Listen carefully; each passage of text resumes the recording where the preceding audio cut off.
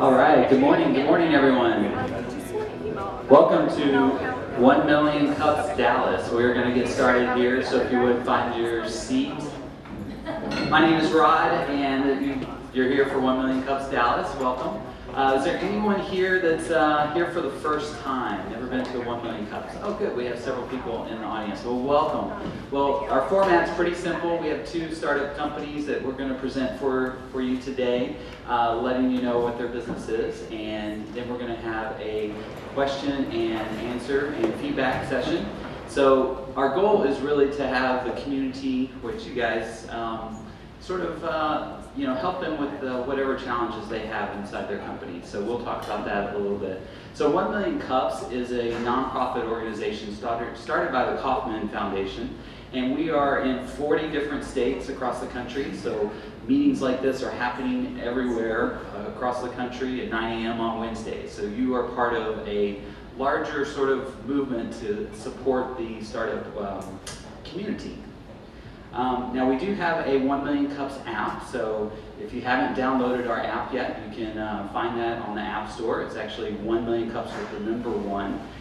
That allows you to check in and see the companies that are presenting today, and also it has a list of the companies that are archived. And we also take a video of the companies, so you can actually look that up and go on YouTube and look at past presentations if you want to, if you're interested in that. And it allows you to give feedback to the companies that are presenting and connect with them and see who's actually in the room. So it's a good thing to download the app. So we're going to get started here. We have two companies, and Megan's going first. No? Angie's going first. Okay. So the first company is Legal Up. We have Angie presenting. Now it's a tradition to stand up and give our presenter a round of applause. So Angie, here we go.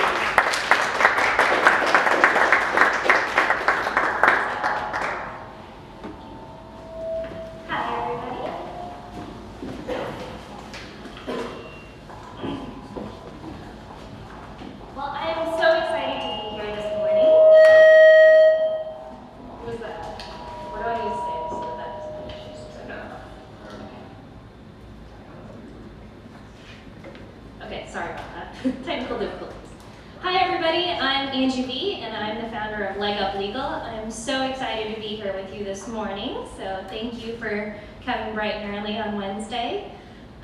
So tell me, how many of you knew what you wanted to be when you grew up? Show of hands? Yeah? Okay. How many of you had a hard time figuring it out? And let's be honest, who still doesn't know?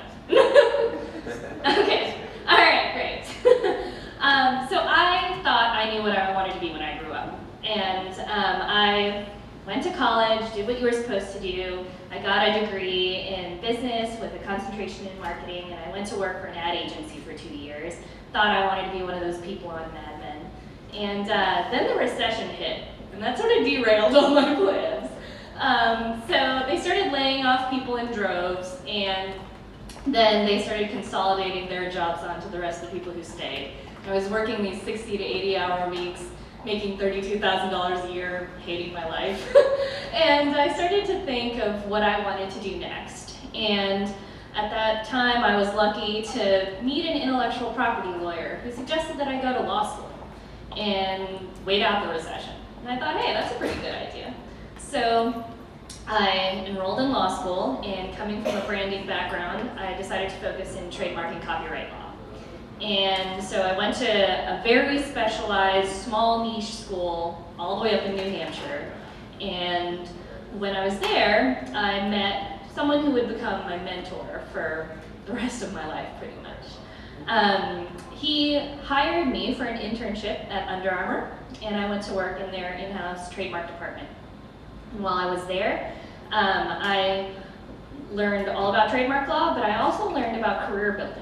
And he told me he couldn't give me a job after graduation, but he told me he was going to do his best to get me a job after graduation. So he taught me how to network, I pounded the pavement, and eventually I was able to get a job at this law firm that did the trademark work for Disney, Marvel, Lucasfilm, Harley Davidson, AstraZeneca, some of the biggest brands in the world.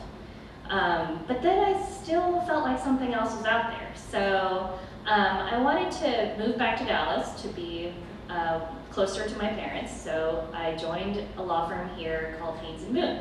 It's an AmLaw 100 firm, one of the largest firms in the United States. And I practiced there for about a year and a half.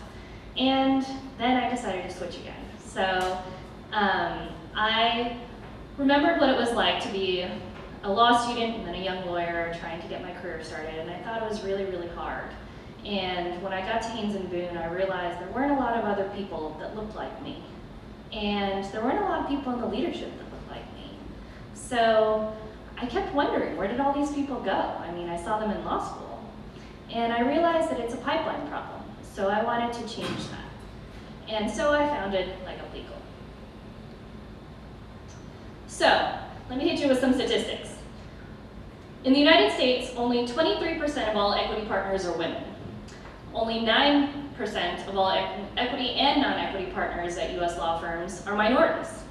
So minority women make up the smallest group of partners in the US, and that's about 3%. Now, why is this important? Those people are the people in power. They're also the people who make the decisions, and they're the people making the most money. So when I got in, the deck was kind of stacked against me a little bit. And I wanted to help others who were similarly situated to me. So what are the major pipeline issues that are causing this huge gap? Well, first, at the undergraduate level, pre-law advising and college advising have inadequate resources to address and help people who want to go to law school. Then, once they decide to get into law school, they invest a ton of money to go, but they don't know how to get a job, and they don't know how to develop the soft skills they need to succeed. Because law schools teach theory, but they don't really teach you how to build your career. And then, the pipelines for entering the legal profession are so vast, and some of them involve a really long runway, and there's no universal solution for recruiting. So, our solution is to create a mentoring and coaching platform to help walk students through, step by step, how to get a job and how to get your legal career started. We help the schools provide additional career services to those students, and then we enable legal employers to search for those students and hire them and recruit people who are adequately prepared to succeed. So these are the 4 people that we serve. So some of the services we provide, again, we help students figure out their career paths. Then we also help the educational institutions support them. And then we also help the legal employers find them. So we have 5 main revenue sources. First, we have individual payments for digital products. Then we have all these subscription models. So individual subscriptions, gift subscriptions, educational institution subscriptions, and legal recruiting subscriptions. I'll probably run through this more in the Q&A, so I'm just going to breeze through a couple of these slides. But basically, what we're really hoping for is to create an app that's going to put a mentor in a student's pocket. And anytime that student has career questions, they can go to that app and have an army of attorneys behind them who can help them out with their career questions, but also connect them to people who are in their industries and help them get out there and network with people who are going to give them jobs.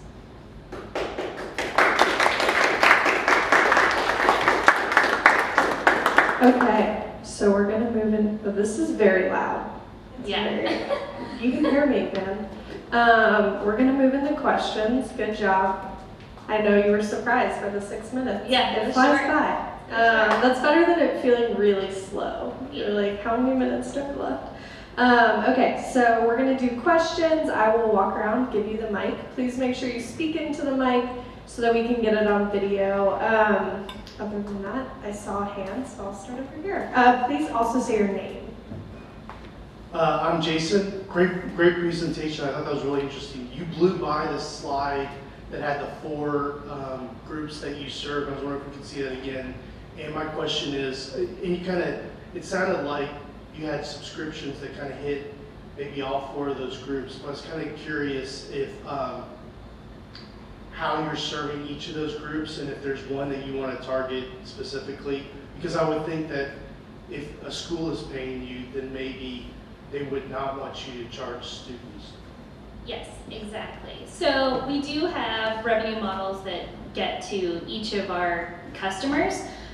So we are starting off in phase 1 with targeting just individual students, and we want to sell the platform to them at a subscription model that's affordable for everyone. So you buy the full year's worth of mentoring, and it's $19.99 per month. But if you buy the full year, it's 20% off. So if you can afford a Netflix subscription, you can afford this.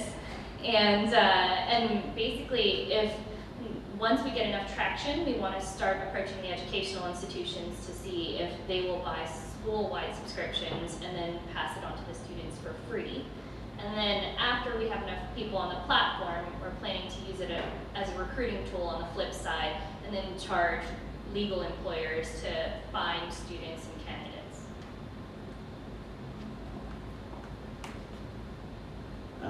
Clearly a great presentation, very impressive. I'm with Cricket Pitch. My name is Simon Spate, and one of the things that I think is very important in terms of a young company getting started like yourself is to identify what your target capital requirements are to grow your business. I didn't hear that, and it was okay. And then what is your growth pattern? What is your first year's plan in terms of revenue? And then if an investor puts money in, what is their return on investment? 3 questions. Okay. I got more. Okay, let me take those one at a time. So, first question was, what is our, I'm sorry, okay, break this down for me, because you had 3. So, okay, all right. Well, what is our growth plan? So our first target is to hit the students, like I said. We want to be able to sell enough subscriptions so that we can move through the other phases of selling to educational institutions and then to the legal employers. We don't have a target revenue goal yet. So we're building the platform on an online course platform, so it's relatively cheap to get started going. There's not a lot of operating costs. And we mostly just want to test the idea and make sure it has enough traction. So we've already started working with individual students, and I'm working with about 20 students right now to test it. And then we'll be launching the full beta where we're hopefully going to do hundreds of students.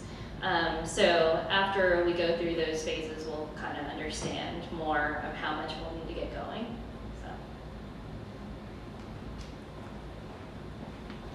Okay, so this is a website, I'm Yes. understanding? It's not an app or something like that? It'll be both. Okay. So there's going to be an online platform and then a companion app. So who's doing the mentoring? Are you trying to do it all yourself first, or So I started- you have a team or something like that? Yes, so I started doing it all by myself, but I'm actually in the process of bringing on my first co-founder, who is also an attorney, who's also going to be a mentor, and she's helping me create some of this content as well. But our goal is to eventually be able to hire, either contract attorneys or employees who can help provide mentoring to students 24 hours a day. I mean, we want to be able to have attorneys that are maybe on the other side of the world who can be available at night when students, are actually available. So yes, for right now it's me, but the hope is to expand to hundreds of attorneys. Questions?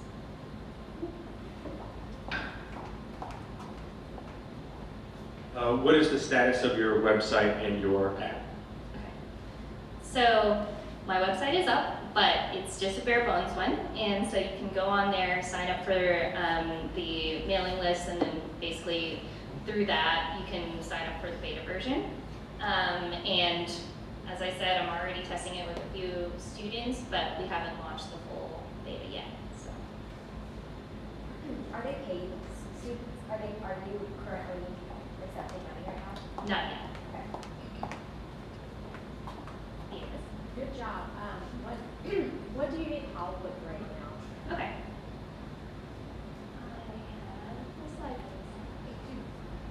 Okay, so what you guys can help me with is, well, first, I'm looking for co-founders. So I'm looking for former or current attorneys who might be willing to mentor students. I'm also looking for marketing people and technology people. So if you know anybody, if you think somebody might be a good fit, please let me know.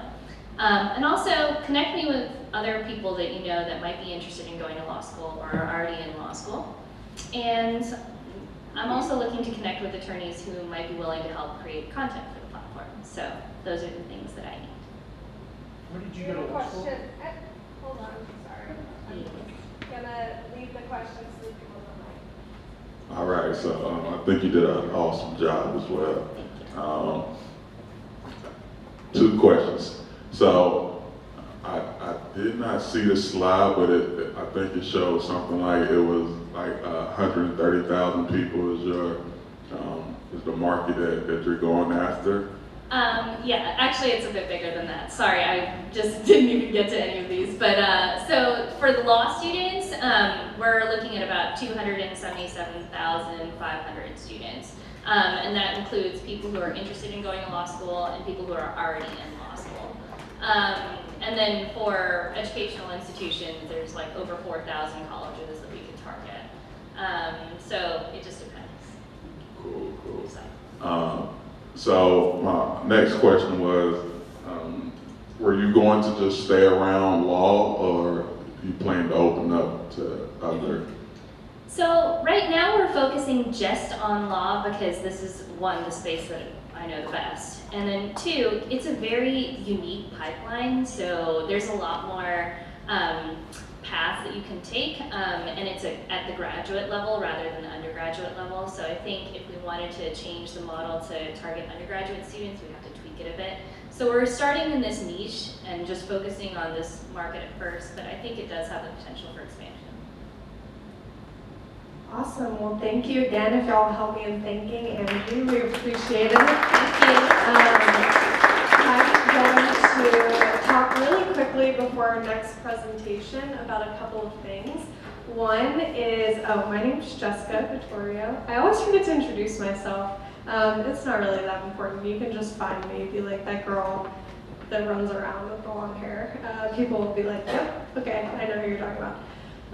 So I'm Jessica, I'm the lead organizer for 1 Million Cups, one of the lead organizers for 1 Million Cups Dallas, and I wanted to let y'all know about a couple of things. One, we are having an information session after our presentations today, so if you have an interest in volunteering, presenting eventually, we're going to do a quick little chat about what that looks like, how to go about applying for those things, all of that sort of stuff. So please stick around afterwards if you have an interest in that. Second, I want to really quickly again, I know y'all talked about it a little last week. I was camping last week in Big Bend, so sorry I couldn't be here. I was in the middle of a dust storm probably about this time on Wednesday. It was great. The outdoors is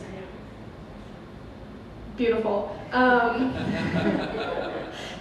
Adjectives are hard. So, what was it? Oh, Dallas Star Week. This guy in the back is like, every time she takes the mic, it just goes downhill very quickly. I'm glad this is on video.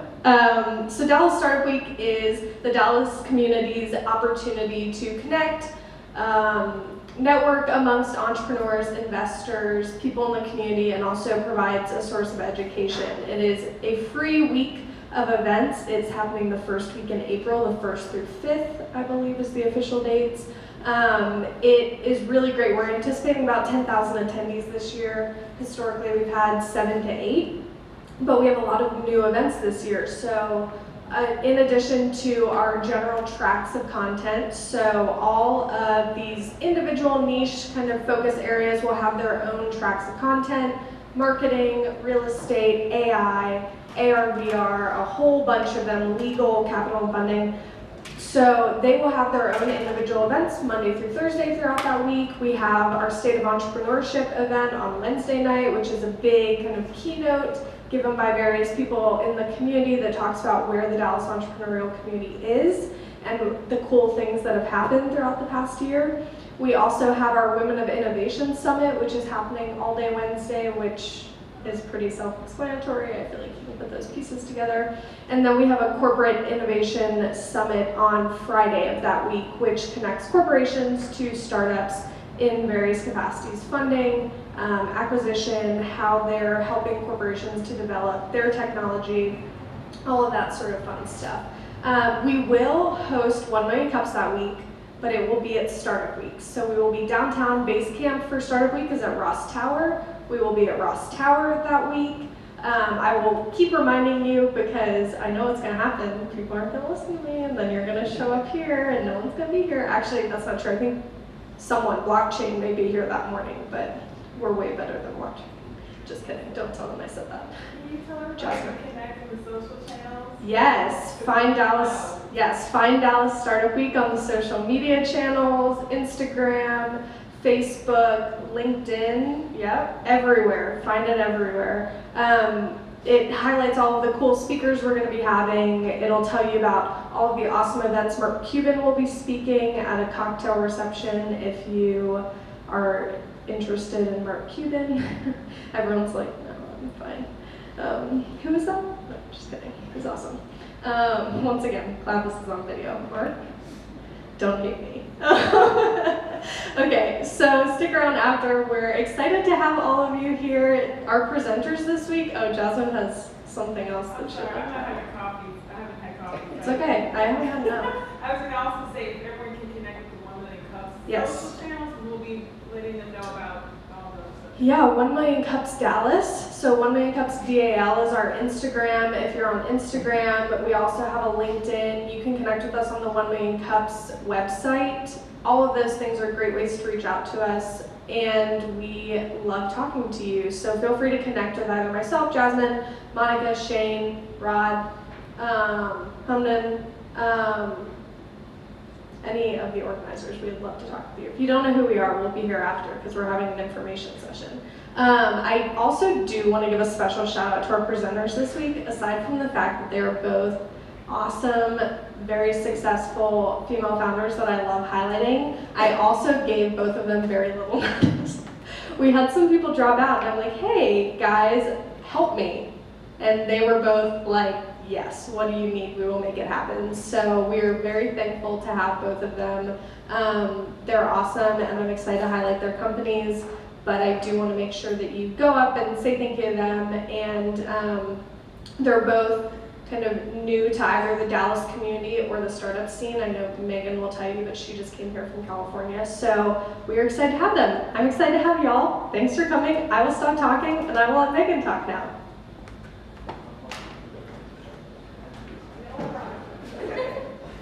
Okay, so I did want to quickly thank our sponsors today. We have a video sponsor, Stuart Matthews. He owns a audiovisual company. He's the one running the video in the back, so thank you, Stu. We also have a coffee sponsor, which is the Capital Factory. The Capital Factory is a co-working space that you're in right now, and every Wednesday that we have this meeting, they actually offer free co-working during the day. So you can see them at the desk, and if you'd like to take a tour, see the facility, or actually stay for the day, you're welcome to do that. So our next presenter, which is Megan. What's that? Okay. So Perfrm. Okay, I forgot the name a second. So please stand and give a warm welcome to Megan Everett.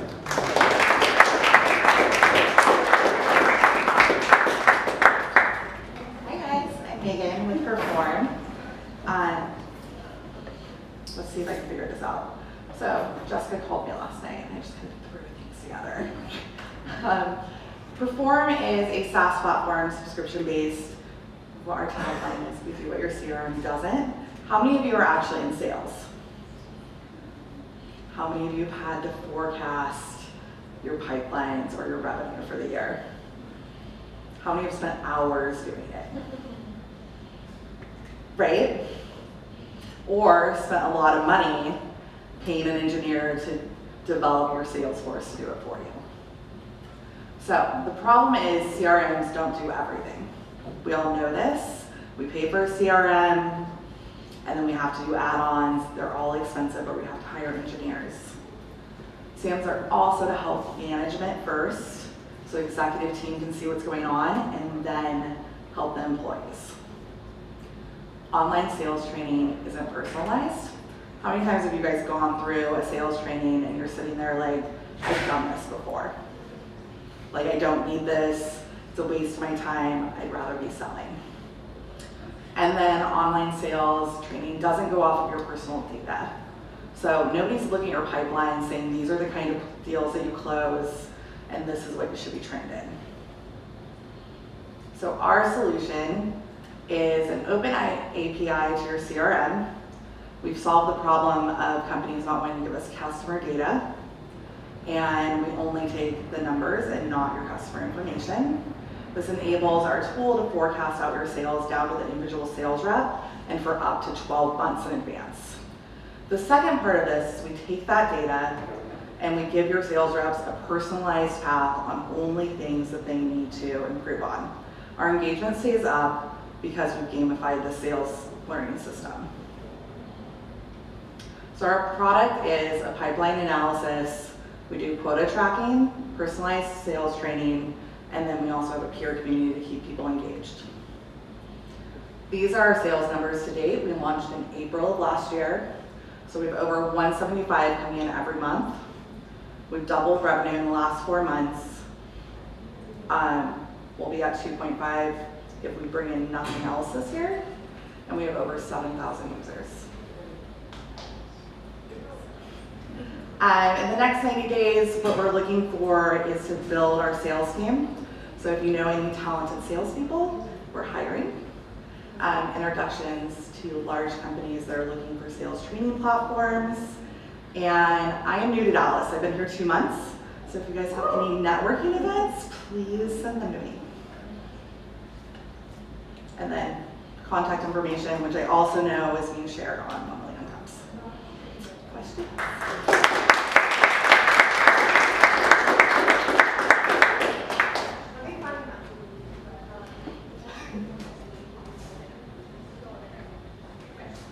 Questions?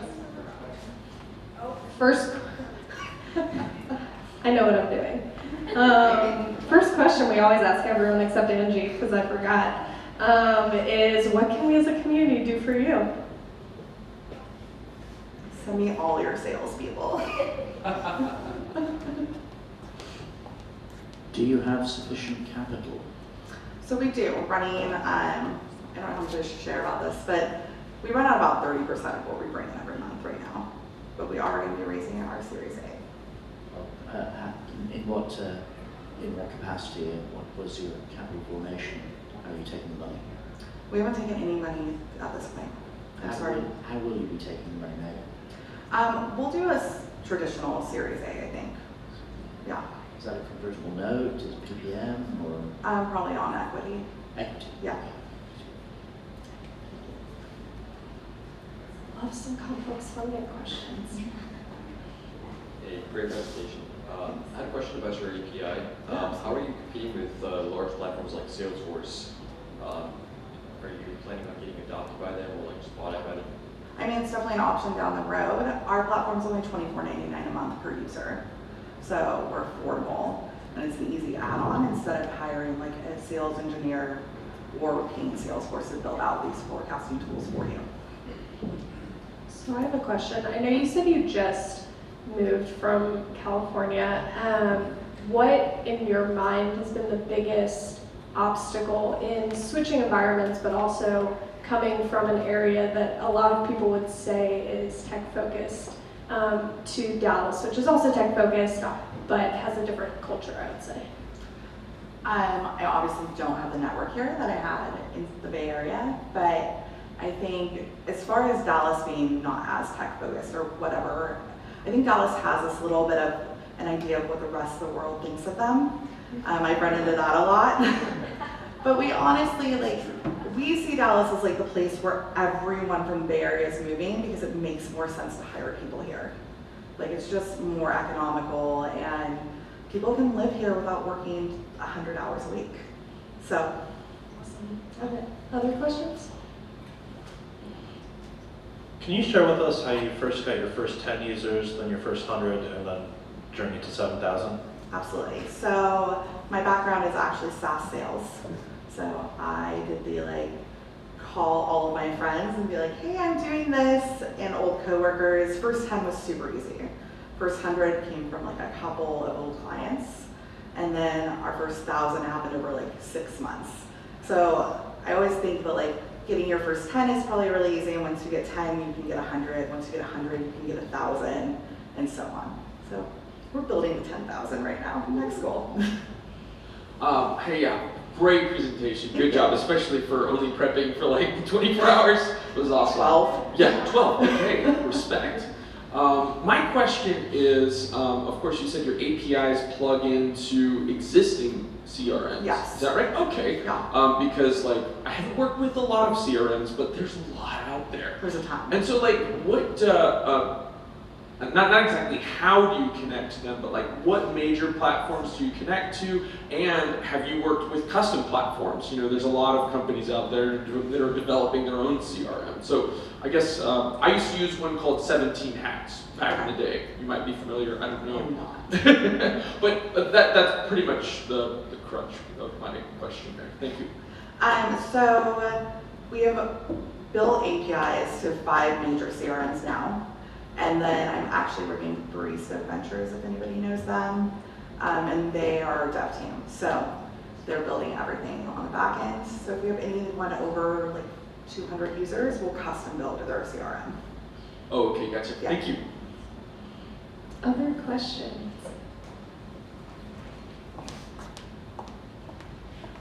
My career actually started in finance, so did a lot of revenue forecasting. Right. I'm curious, you talked a little bit about working with CRMs. Does this also work with ERPs?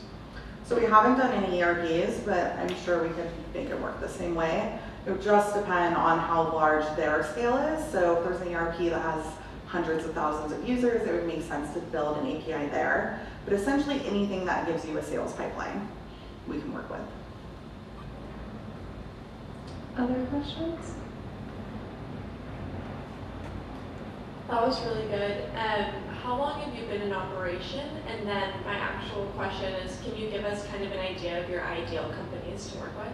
Yeah, absolutely. We launched in April 14th of last year. Oh yeah, you said that, sorry. Yeah.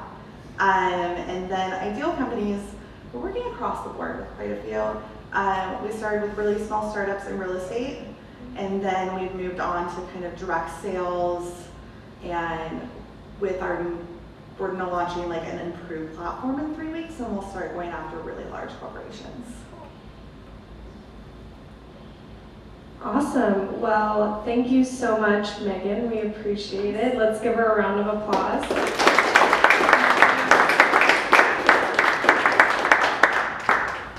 Do you have last words you'd like to say?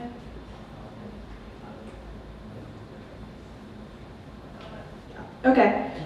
Hi again. You're all super excited to hear from me.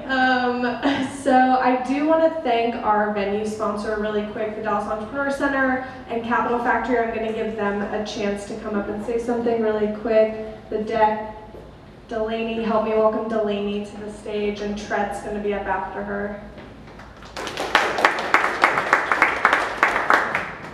Good morning, you guys. My name is Delaney. I help with events and marketing here at the Deck.